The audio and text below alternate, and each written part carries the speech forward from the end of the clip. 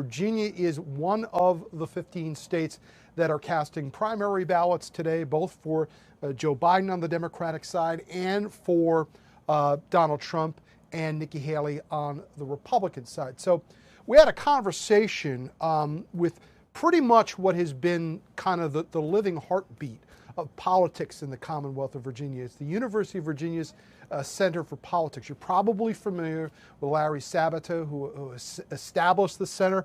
Kyle Kondik is one of the people who make that institution run, and they really do a good job of getting into what's on the ground, not just opinions but facts as far as where Virginia politics are and where they're going. So here's a conversation we had with Kyle Kondik from the UVA Center for Politics on Super Tuesday. All right, Kyle, thanks for joining us from the University of Virginia Center for Politics. So Super Tuesday is upon us. How big of a player is Virginia in all of this?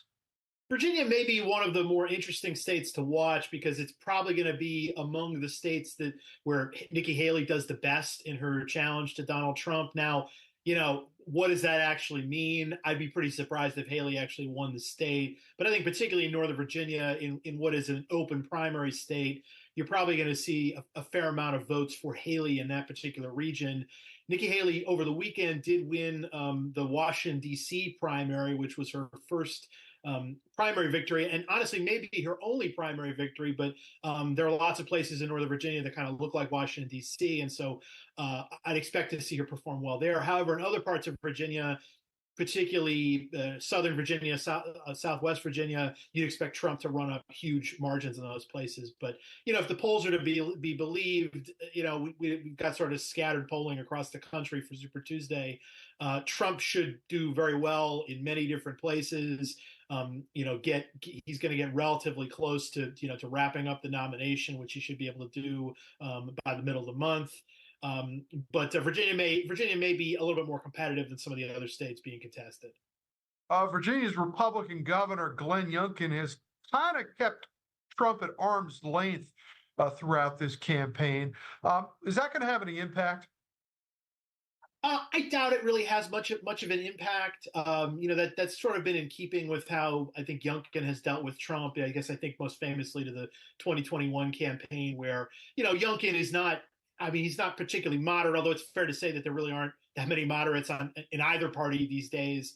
But Youngkin has tried to avoid being sort of like a full-throated Trump person because I think he realizes that that's probably a liability in Virginia. But he is also not, some sort of big Trump critic either.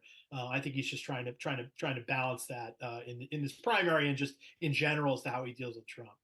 Of course, the Democrats are holding a primary in Virginia as well tomorrow. How important is Virginia both to Joe Biden and to Donald Trump?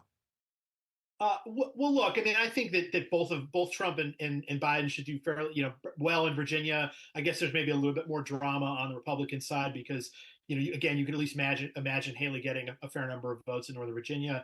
For Biden, we're just sort of looking to see if he hits. If his opponents hit 15% anywhere, that's the threshold to get delegates at either the district or statewide level for delegates. In Michigan, there was an uncommitted vote.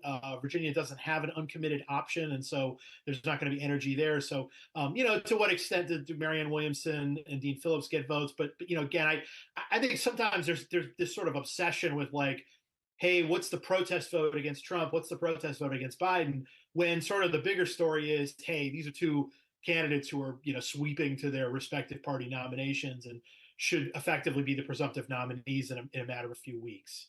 One of the things about primaries is that these candidates tend to win all their supporters. So does it limit you to what you can use that information for in looking at the general? I don't think that the primary should be used as predictive for the general election. Maybe there are certain, places where you see a lot of protest votes that maybe are telling. But, I think overall with Virginia, it's still a state that's likely to vote Democratic for president in November. If it doesn't, it probably means that the Democrats are having a very bad general election for president, because Virginia is a state that voted for Biden by 10 points. It's pretty clearly been getting more Democratic at the presidential level. Given that Biden's position is weaker now than I think it was, at least in the 2020 election, maybe that changes by the time 2024 comes along. Maybe you'd expect Biden to win Virginia by less than last time, but we still got a long way to go until the general election. You could argue the general election has already effectively started, but I think maybe in terms of like coverage and sort of like a mass realization that this is very likely to be a Biden versus Trump rematch, Super Tuesday may play a role in that, because again, Biden and Trump are both likely to romp, and within again a few weeks we're going to be calling both of them presumptive nominees. Let me ask you a political scientist question for a moment. Do these, big primaries still work? Does the idea of Super Tuesday still hold validity? Well, look, I mean, if I was trying to design a primary system from scratch, I don't think the way we do it is how we would do it. My boss, Larry Sabato at the Center for Politics, he wrote a book about, sort of changing the Constitution and suggestions for that several years ago. And he talked about maybe you can have like a rotating regional primary process or something like that. And again, you could, if you start from scratch, you could probably design a system that makes more sense than this one. But this is the system that we have. And ultimately, look, for all of the complaints about Biden and Trump and their weak favorability and people don't want a rematch and all that, the voters are voting and they're generally affirming this as the two choices.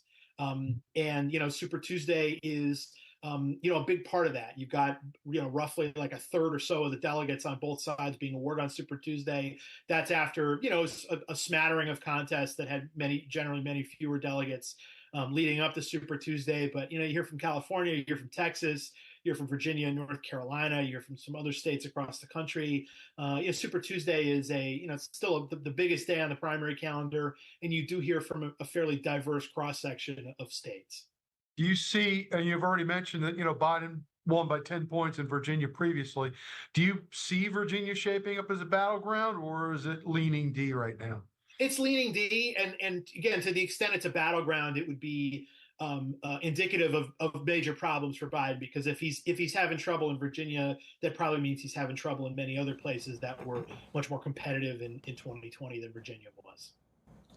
Good to talk to you. Have a good Super Tuesday. Thank you.